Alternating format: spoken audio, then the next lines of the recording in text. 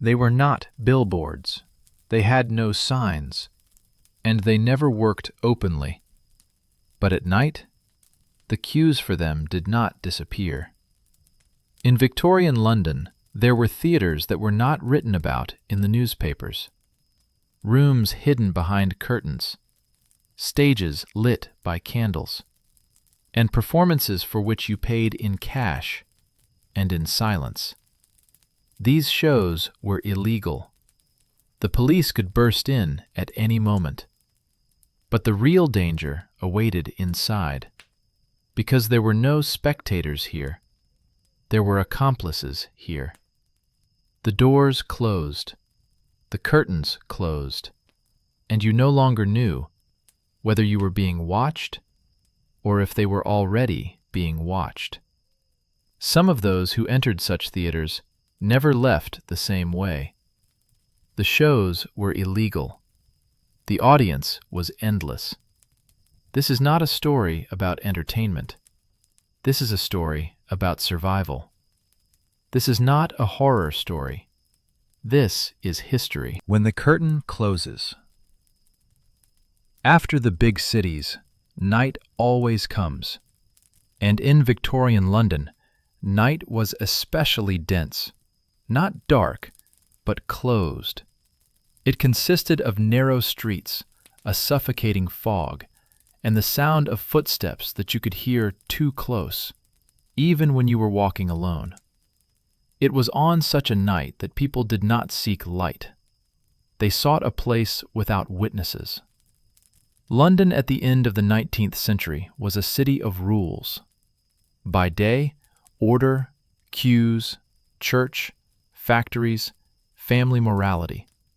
But as soon as the gas lamps began to go out, the city revealed another face. Not public, not recorded, and not safe. A city that looks but does not see. Victorian London had many theaters. Large, official, with balconies, posters, and controllers. But the ones we are talking about never called themselves theaters. They hid above shops, behind laundries, in cellars of pubs, in the back rooms of private houses.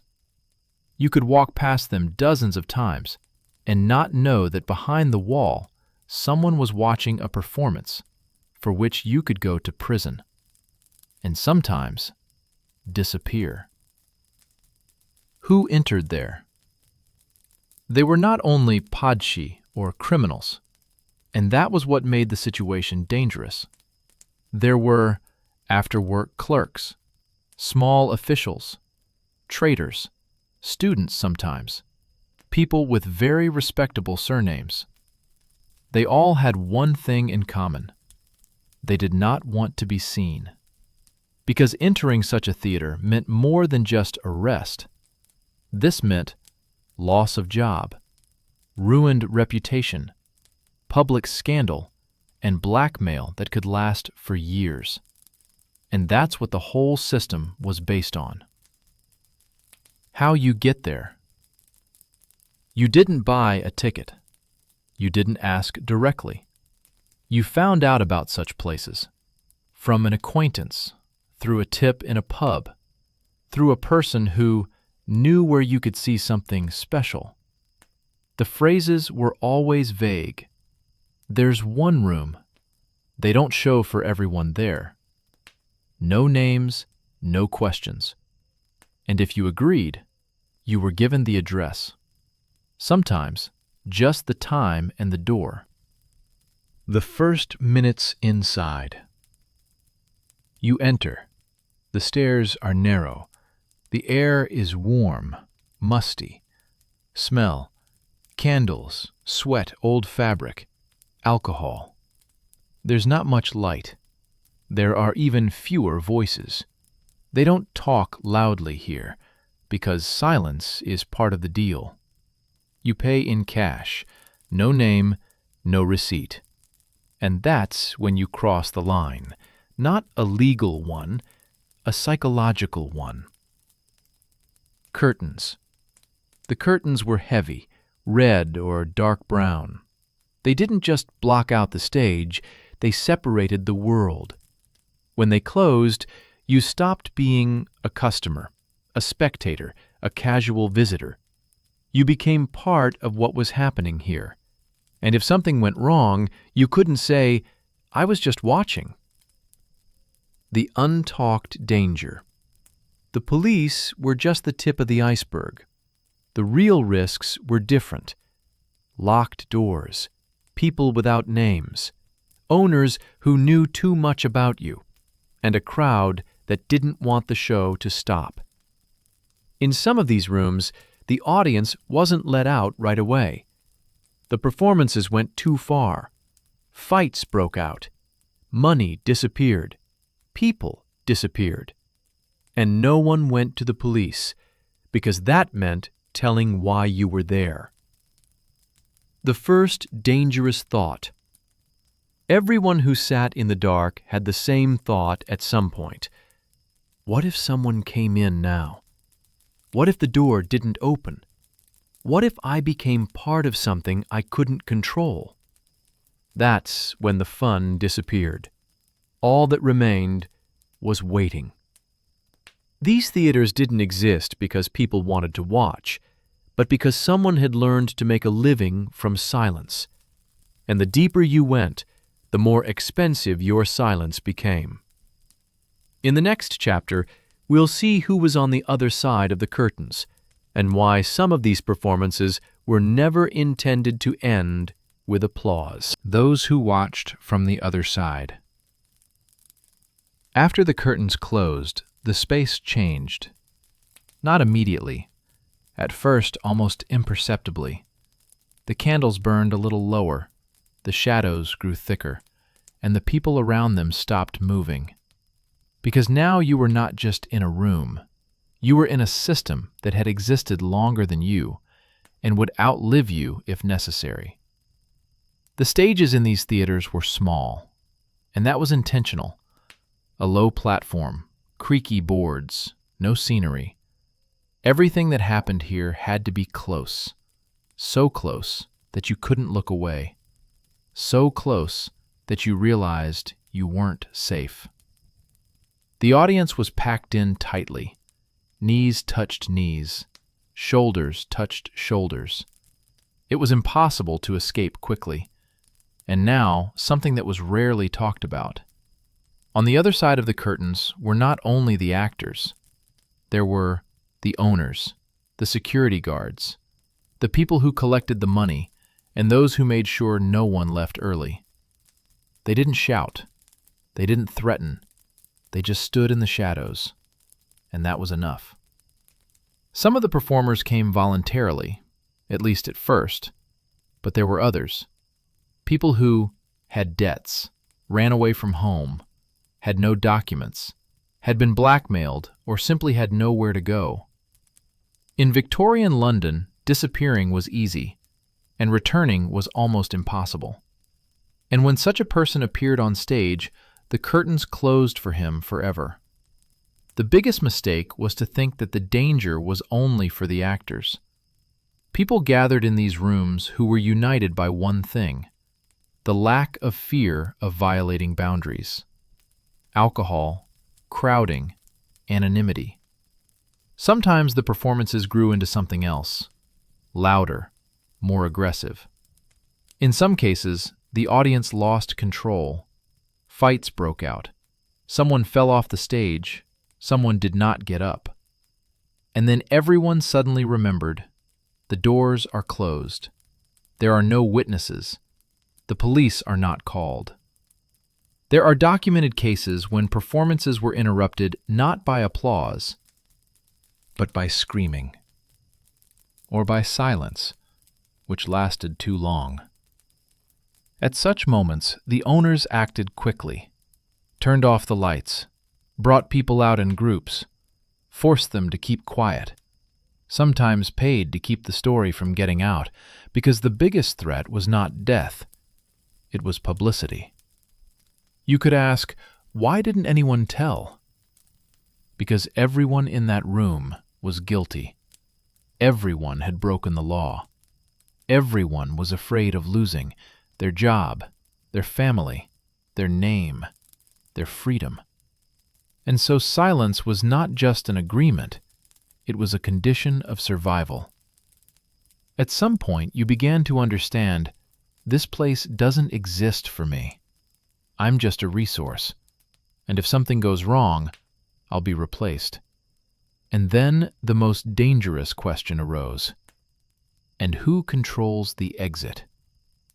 Clandestine theaters were not an accident.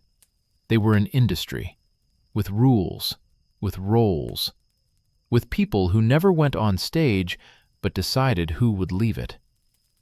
In the next chapter, we'll talk about money, about how exactly they made money from the forbidden, and why sometimes the most dangerous place was not the hall, but the way home. Money that couldn't be returned. Money in these places didn't look like money. It didn't ring. It didn't have change, and it never came back. Here you didn't pay for the show. Here you paid for access. The amount was rarely fixed. It varied depending on the night, the number of people, the feature of the show, and who was sitting in the hall. Sometimes you paid more than you planned, not because you wanted to, but because you were told to. Today is different. Today is a risk.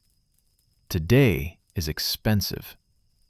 And you paid, because you were already inside. It wasn't the cashiers who took the money, and it wasn't the security guards. These were people without roles, without names. They didn't look you in the eye. Their job was simple, to remember the faces, the amount, and who could pay more. Because the real profit did not start at the entrance. After the performance, no one was in a hurry to leave. Some came closer. Some whispered. Some remained in the shadows. The offers were never direct. There is another room. Not for everyone. Would you mind staying a little longer? And each time the risk increased, because now you paid not only with money, you paid with your presence. Not everyone had the required amount, and not everyone could leave. In some cases, they took away the watches, wrote down the address, demanded to return the debt later, or simply close the door. And then another conversation would begin, silent, without witnesses. 5. Blackmail as a business. The real money was made after, when someone received a letter, found a note, saw a familiar face near the house, or heard their own name spoken in the dark. We know where you were. We know who you are. And we know who would be interested. They paid again, and again, and again. The most dangerous moment was not during the show, but after. Dark streets, fog, footsteps behind. Some spectators disappeared right there, without witnesses, without explanation. And they weren't written about in the newspapers. Because no one could say where they had been before. At some point, you began to understand. I paid for the entrance, but I didn't buy an exit. And that was the most terrifying realization of the night. The underground theaters didn't exist because they were banned, but because the ban made them profitable. And the more you paid, the deeper you sank. In the next chapter, we'll talk about the police, about why some raids were real, and why some were just part of the show. When the police appear. In Victorian London, there was one word that sounded soothing, and at the same time more frightening than shouting. Police. Everyone feared it. But in the underground theaters, it was feared differently. Because here it was not always the enemy. Sometimes the performance was interrupted not by applause, but by a sharp knock at the door. 1. Short. Too loud for this room. At such moments, the candles went out. The curtains were drawn back. People froze. Some began to pray, some to tremble. Because everyone knew, if this was a real raid, the consequences would be immediate. Such raids did happen. The police would burst in suddenly, without warning, without agreements. People detained. Names were written down. Money was taken, sometimes beaten, sometimes taken out in public. The newspapers loved such stories, but they didn't write everything. They didn't write who disappeared afterwards, and they didn't write why some names never appeared in the reports. And now, the other side. There were nights when the police came and found nothing. The door opened. The light was on. In the room, ordinary people. No scene, no curtains. Because someone warned. Because someone paid. Because someone was part of the game. And the audience saw it. And they remembered it. The scariest thing was not when the police didn't come, and then when she came not in uniform. Men who knew. Addresses, names, faces, and who sat in which row. They didn't introduce themselves. They simply said, "You'll come with us." And no one asked where. Even if you went out that evening, you weren't free. Your fear remained. You didn't know whether they had written down your name or remembered your face, whether someone would show up tomorrow or use it later. And every sound behind you started to seem like footsteps. It would seem that after the raids, the clients should have disappeared, but the opposite happened. Because fear is also a binding. People returned to make sure they weren't being sought, close the story, pay again, or hear, "You're safe." And that's what made the system indestructible. At some point you realize, if even the police aren't the way out, then what is the way out? And there's no answer. Clandestine theaters didn't survive against the law, but between its cracks, and the deeper you got into this story, the fewer places there were left where you could turn for help. In the next chapter, we'll talk about a real case that got out of control, about a night after which it became impossible to remain silent. The night when the show didn't stop. There is a limit that the system can bypass for years, and then comes the night when someone takes a step further, and no one turns back. It was an ordinary night, no posters, no crowds at the entrance, no shouting. A small room above the shop, candles, red curtains, about 24 spectators. No one came there to die. At least, that's what they thought. At first, everything went according to the script. Then one movement was wrong. One pause was longer. One sound was muffled than it should have been. Someone laughed. Someone thought it was part of the show, but the silence that followed was different. She didn't expect applause. The actor didn't get up. The light didn't change.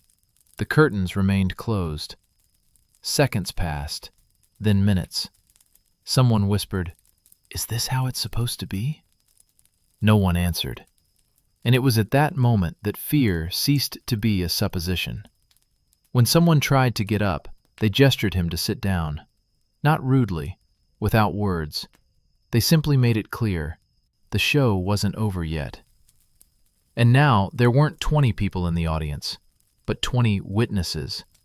Someone who was closer to the stage saw it first. The immobility, the unnatural angle of the body, the lack of breathing. And then the screaming began. The curtains were finally parted. The light flashed brighter. But that didn't change anything. The man on stage was dead.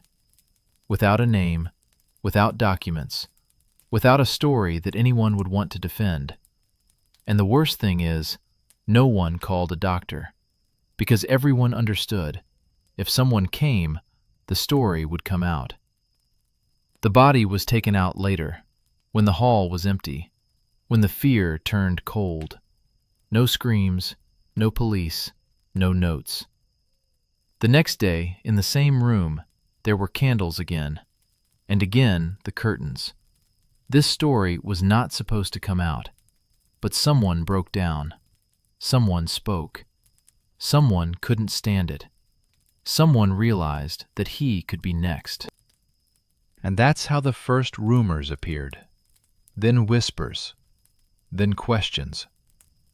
That night, the system made a mistake. She forgot one thing. People can keep quiet about the forbidden, but it's hard for them to keep quiet about death. In the next chapter, we'll see how the city reacted, and why from that moment the underground theaters began to fear not the police, but witnesses. When the city starts to whisper. Death rarely screams right away. In London, it whispered at first. The first stories sounded strange, unclear, as if they were told without fully believing it. They say in one room, someone didn't come out. There was a show, and then silence. People spoke in whispers, without addresses, without names, because everyone understood, if it was true, it was better not to know the details. Before, fear was personal. Now it was collective. People began to avoid certain streets, to look at the windows above the shops, to pay attention to closed curtains, to stop talking as soon as someone came closer.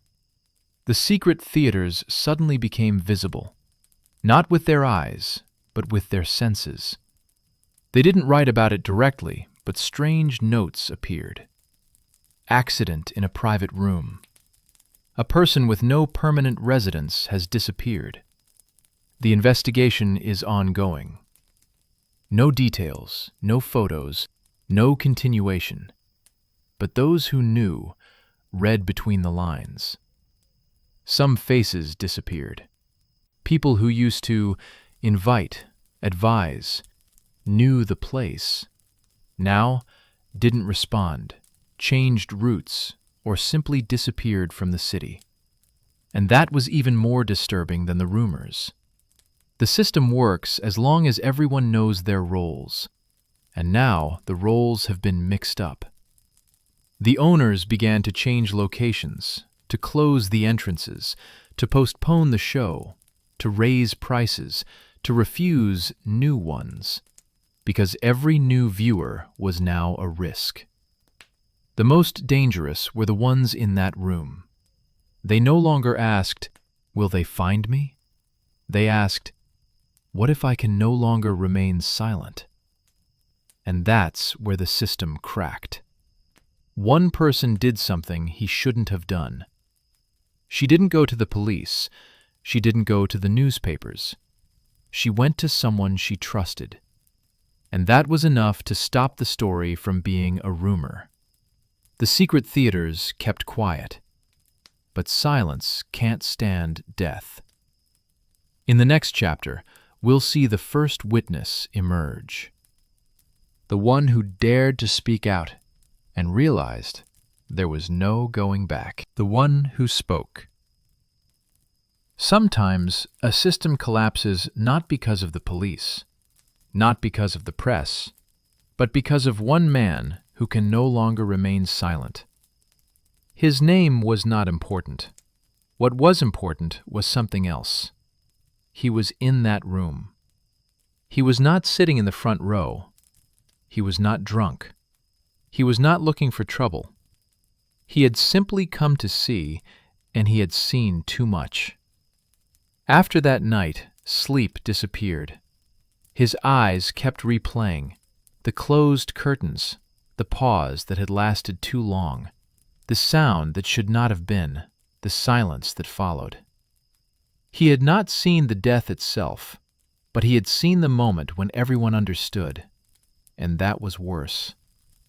He had not gone to the police because he knew it would destroy him first. He had not gone to the newspapers because he knew his name would appear before the truth. He was looking for one person who wouldn't ask unnecessary questions. The conversation was short.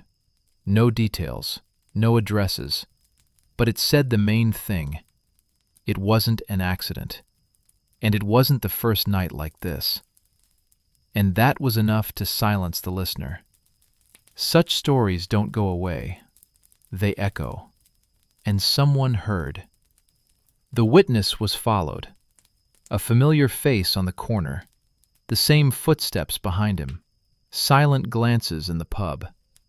He wasn't threatened. He was hinted at. One evening he was approached. No screams, no names, no uniforms. He was told that he was wrong. He mixed something up. It's better for him to forget, and that the city is big, but it remembers. And they left him a sum that could solve many problems.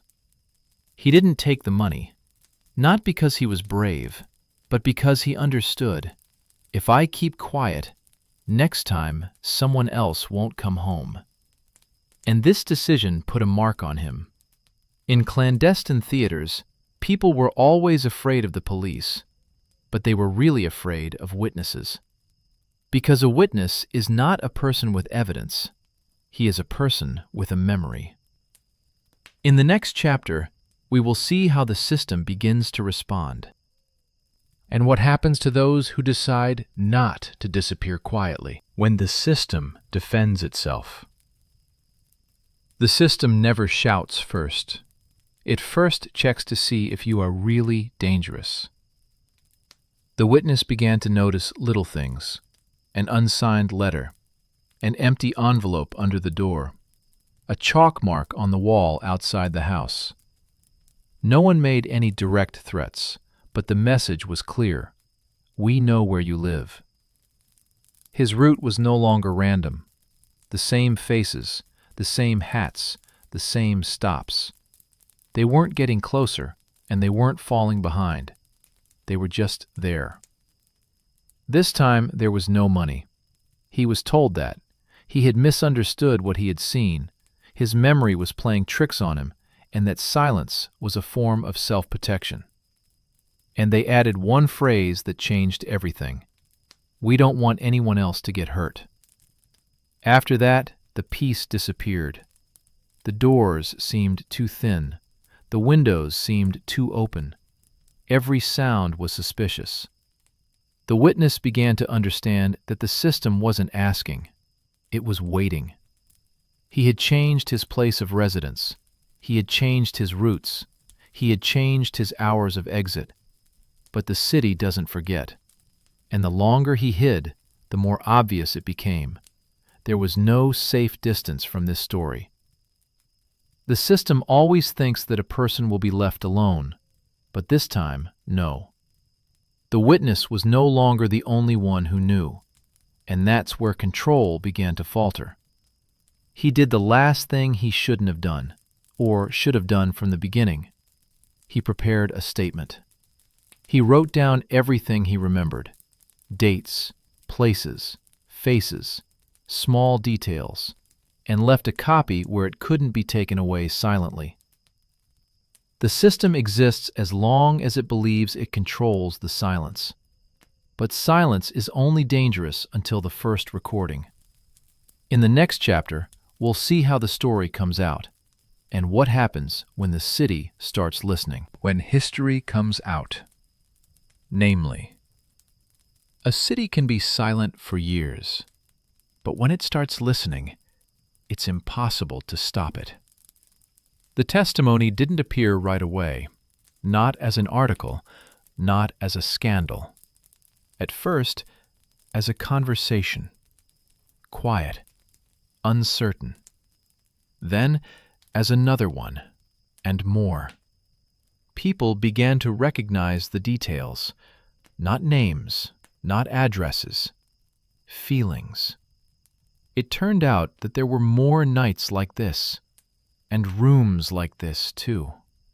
Different people, different years, different places, but the same curtains, the same silence, the same fear, and the same feeling that the door was not closed by chance. And it no longer looked like a rumor. Names appeared, not publicly, so far in notebooks, in private letters, in conversations between those who dared to listen.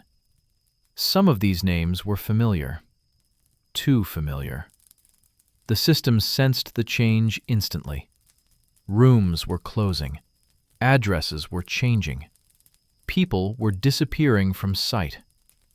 But it was too late, because now the danger was not in the rooms, it was in the memory. The newspapers were not yet writing directly, but the tone had changed. The questions became sharper. The wording was more precise. Do we know enough about private gatherings? Does the law always see what happens at night? And someone was already preparing the material. Most importantly, the witness understood it. Now, he was no longer being watched so openly. The hints had stopped. The silence had become different. Not safe, but wary. The system was waiting. The city was on the edge. Not yet a scandal. Not yet an investigation. Not yet a trial. But no longer silence. And everyone involved knew. If someone spoke officially, there would be no stopping it. The secret theaters were kept in the dark, but darkness does not disappear from the light. It disappears from attention. In the next chapter, we will see how the truth reaches power, and why not everyone was ready to hear it to the end. When truth comes to power. There comes a point when a story ceases to be an urban legend and becomes a problem. Not a moral one, not a human one, administrative one. The evidence got where rumors usually don't go, into the hands of people who didn't visit dark rooms, who didn't sit behind curtains, who didn't pay in cash. But they were responsible for order. The letter was dry, without emotion, without descriptions, facts, dates, places, and a mention of death. No one rushed to act immediately, because such stories, inconvenient, complicated, dangerous for reputation. The questions were different. Is there evidence? Who is this witness? Will this not create panic? And it was these questions that gave the system time. The investigation did not begin with raids, but with meetings, behind closed doors, with lowered voices. Because some of the names that appeared in the records turned out to be familiar, too familiar. Not everyone wanted the truth. For some, it meant the end of a career, a political scandal, accusations of inaction. And the idea arose to pretend that nothing had been proven. But the story had already gone too far. An inspection was scheduled, not a loud one, without announcements. Several addresses, several inquiries, several doors. And behind these doors they found nothing, because the rooms were already empty. They decided that this was enough, that the system had disappeared, that the city would calm down. But they didn't understand the main thing. History didn't live in rooms. It lived in people. When the check was over, the witness understood. Either I'll move on, or it was all for nothing. And he did something that he hadn't planned from the very beginning. He prepared to speak publicly. The authorities can postpone the truth, but they can't control the moment when it breaks out. In the next chapter, we'll see a public explosion. and what happens when the story becomes too loud to ignore. When the silence is breaking.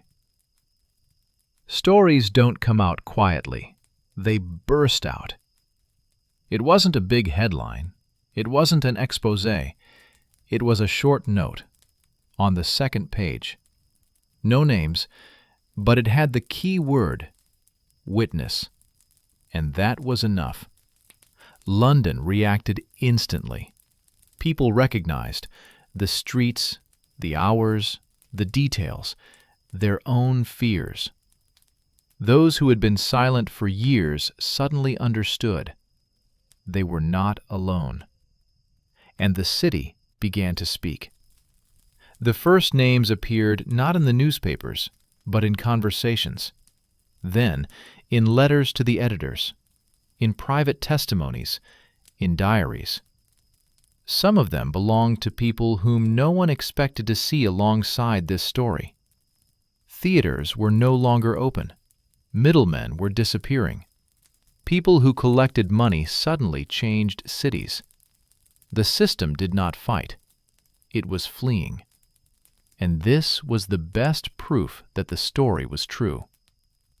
Now it was impossible to remain silent. Statements appeared, comments, promises of inspections, not because they wanted to, but because everyone was watching. The witness was no longer anonymous, not even a name, not even a face. He lost his peace, the ability to disappear, and any illusion of protection. But he gained something else. He ceased to be alone. When the story reached this point, it became clear. Clandestine theaters are not an exception. It's a symptom. The city looked at itself, and not everyone liked what it saw. Truth doesn't always punish the guilty, but it does change the rules, and change them forever. In the final chapter, we'll ask the one question that's impossible to escape. Could you survive it and stay the same? Could you survive this? After the noise dies down, what remains is not the truth. What remains is emptiness. The secret theaters did not disappear immediately. They simply ceased to be what they were. Some doors no longer opened. Some rooms became warehouses. Some houses changed owners. But memory did not. Most of the audience never spoke. They married, moved, lived ordinary lives, never remembered those nights. But sometimes, in the silence, before going to sleep, they saw the curtains again. Not all stories had endings. Some names were never found. Some fates were never solved. Some deaths were never documented. And that is part of the story too. Because in the past, it was easier to disappear than to prove that you existed. They didn't write about him anymore. He didn't become a hero. He didn't get protection. He didn't appear on stage. He just survived. And that was enough to stop the system from working the way it used to. Not the performances, not the curtains, not the night, but the feeling that you were safe as long as you were silent. That feeling killed more slowly than any darkness. Because these places didn't exist because of an era, and they didn't exist because of London. They existed because of people, because of a desire to watch, not to be responsible, and to believe that someone else would pay the price. Imagine that you are walking down a dark street. No signs, no witnesses. You know that the door ahead is forbidden. What's inside is a risk, and that after that, you won't be able to say, "I didn't know." Would you go in? And if so, would you be able to get out and remain yourself? This is not a horror story. This is history.